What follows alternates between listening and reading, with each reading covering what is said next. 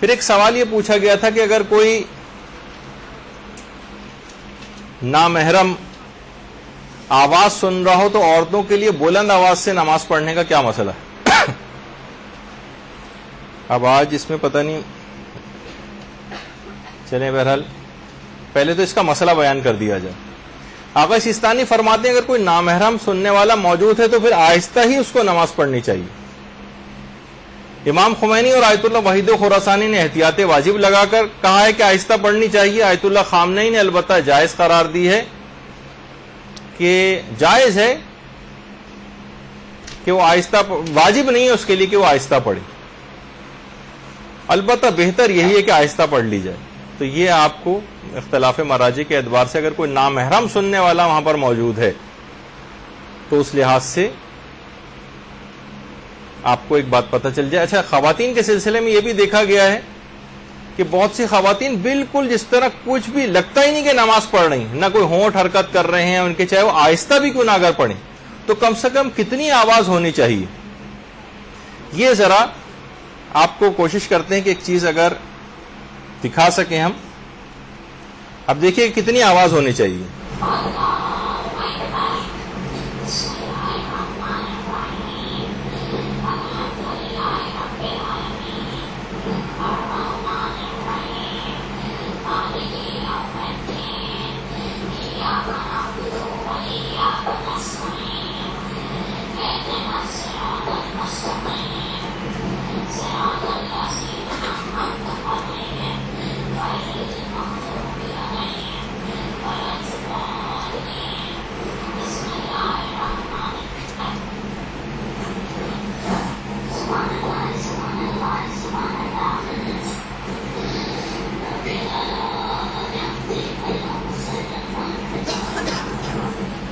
بس آپ کو یہ سمجھانا کا مقصد یہ تھا کہ بالکل خاموش نہیں کھڑے رہنا ہے، لیکن ہلکی سی ایک آواز کم سے کم وہ آپ کو ضرور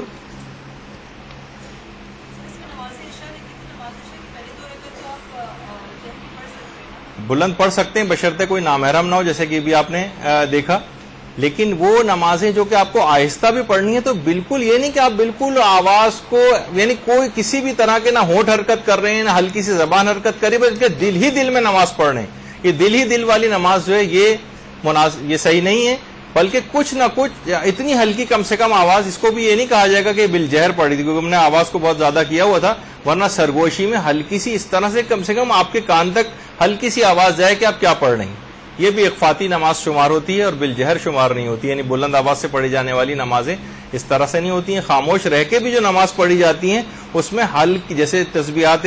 اربع وغیرہ پڑھی جاتی ہیں تیسری چوتھی رکعت میں، تو کم سے کم اتنی آواز، کچھ زبان کو حرکت ہو، کچھ ہلکی پھلکی سی کان میں بھی آپ کی آواز جائے، کم سے کم اتنی تو ہونی چاہیے۔ لیکن وہ خواتین اکثر دیکھا گیا کہ بالکل خاموش کھڑی ہیں اور دل ہی دل میں نماز پڑھ رہی ہیں، تو وہ چیز غلط ہے۔ تو ایک مسئلہ یہ ہوا جی، نماز کے دوران اگر پیغمبر اسلام کا نام نامی کان میں پڑے اس وقت درود بھیجنا جو ہے وہ مستحب ہے کہ درود بھیجا جائے، نماز کو روک دیا جائے، درود پڑھا جائے اور اس کے بعد نماز کو ویسے ہی کنٹینیو کیا جائے جیسے کہ چل رہی ہے۔ تو کیونکہ درود آپ نے سنا تھا کہ درود بھیجیے محمد و آل محمد۔